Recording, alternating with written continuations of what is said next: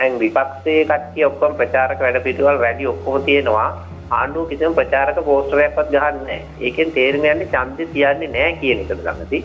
මැතිවරණයේ ප්‍රකාශයටපත් කරලා මුදල් තැන්පත් කරන්න පුළුවන් පළවෙනි හෝරාවේ අපි ගිහිල්ලා මුදල් තැන්පත් කරුවේ කළුතර බෝධින් වහන්සේ ගාවට ගිහිල්ලා ඒ ආගමික ආශිර්වාදයත් එක්ක කළුතරෙන් තමයි අපි මුදල් තැන්පත් කරලා මේ වැඩේ පටන් ගත්තේ. පෞද්ගලික මගේ මතේ නම් මේ වෙලාවේ මේ ගම්සභා ඡන්දයක් නෙමෙයි ජනතාව ඉල්ලන්නේ කණ්ඩ.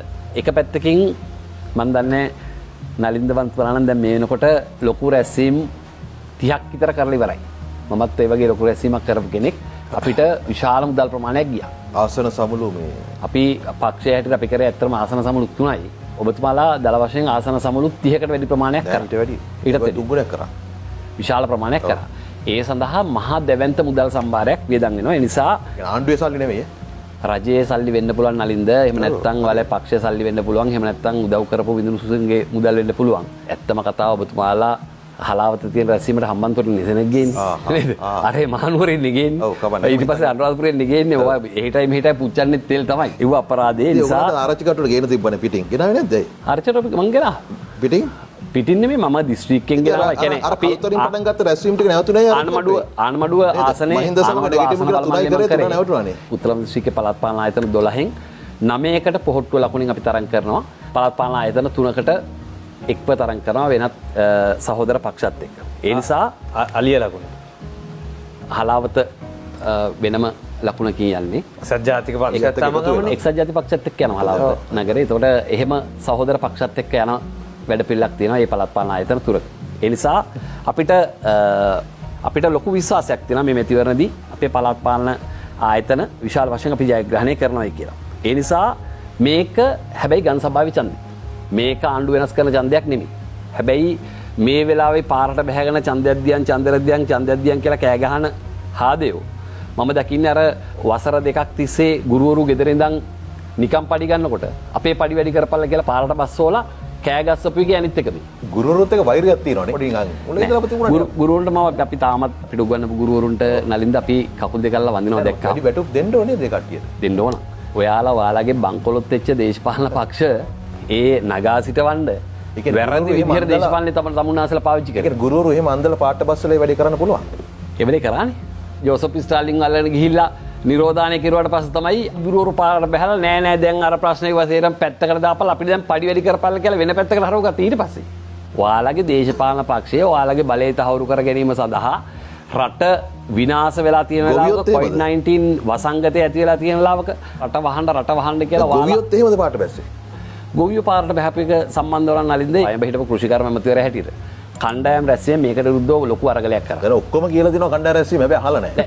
දැන් ආර්ථිකම කියනවා දැන් නම්. කිව්වා. පැහැදිලිව කිව්වා. තමුන්නාන්සලා මේ විවාද වලට ආවට පස්සේ කිව්වේ කාබනික පොර කොච්චර හොඳද? අපි තමයි රසායනික පොරවල ඒජන්ට්ලා කිව්වා. කැන්සර් පිළිකා එහෙම කොච්චර තියෙනවද? ඒ දේ වෙලා ඉවරයි. ඒකෙන් තමුන් දේශපාලන වාසියක් ගන්න යනවා නම් ඒ ඉතින් බංකොලොත් වෙච්ච දේශපාලන පක්ෂ මිනිස්සු පාරට බහැලා කුලප්පු කරන්නේ නැතුව රටක් හැටියට සීලාචාර විදිහට මේ ඉන්නවනම් මේ රට ගොඩ ගන්න එක එච්චර මහ ලොකු දෙයක් නෙවෙයි කියන එකයි මගේ අදහස. ඒ නිසා ඡන්දයක් තිබ්බොත් සීලාචාර මිනිස්සු ඡන්දේ පාවිච්චි කරයි. නේද? විරෝධය හරි පක්ෂපාතීත්වය. මෙහෙමයි නලින්ද පාර්ලිමේන්තු මන්ත්‍රීවරු 70 දෙනෙක්ගේ ගෙවල් දොරවල් ගිනි තියලා මිනිස්සු 500ගේ ගෙවල් ගිනි තියලා පාර්ලිමේන්තුවේ ඉන්න 225 අහිංසක අසරණ මන්ත්‍රීවරයව මරලා පඩිපෙළ දිගේ ඇදගෙන යනවා අපි අපේ S2 දැක්කා. මේ ගෝත්‍රික පක්ෂ වලට අපි කියනවා තමුන්ගේ ගෝත්‍රික භාවය පැත්තකට දාලා මේ රටේ අහිංසක මිනිස්සු වෙනුවෙන් ඔබගේ සහයෝගය ලබා දෙන්න. ගෝත්‍රිකත්වයේ ප්‍රචණ්ඩත්වයට එරෙහිව නේද සාමකාමී ඡන්දයක් තියන්න ඕනේ. ඡන්දයක් තිබ්බොත් මිනිස්සු ඒක ප්‍රකාශ දැන් ගම්සභාවේ ඡන්ද තිබ්බම ප්‍රශ්න කිවරනවද? දැන් පළාත් පාලන ඡන්ද ගම්සභාවේ ඡන්ද තිබ්බම සේරම ප්‍රශ්න කියනවා. ආයෙත් ගම්සභාවේ ඡන්ද තිබ්බම.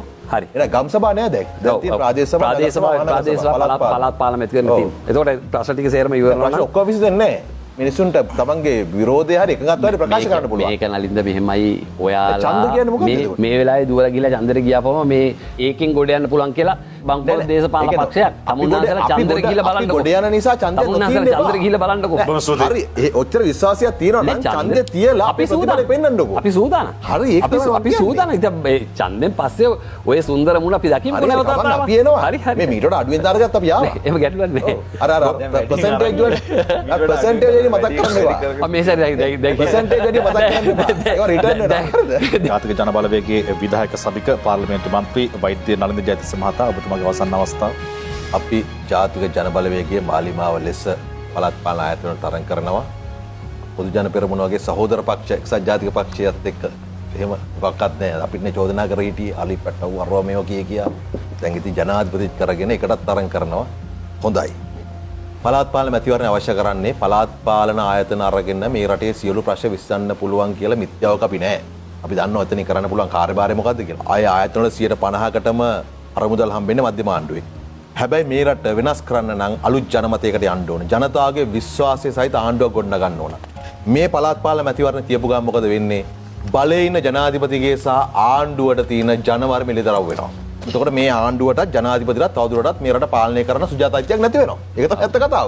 මේ මැතිවරණයෙන් පස්සේදී අනිවාර්යෙන් පාර්ලිමේන්තු මැතිවරණ යන්න ඕන. අන්නේ පාර්ලිමේන්තු මැතිවරණයේදී ජනතාවට අවස්ථාවක් ලැබෙනවා Taman කැමති ආණ්ඩුවක් නිර්මාණය කරගන්න.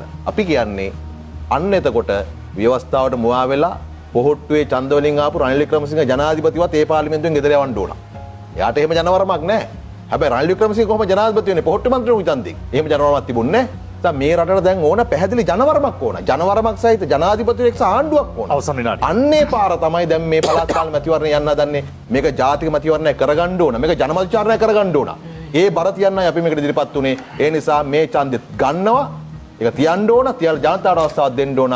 තමන්ගේ මතය ප්‍රකාශයටපත් කරන්න. ඒකෙන් තමයි රට වෙනස් කරන්න පුළුවන්කම ලැබෙන්නේ.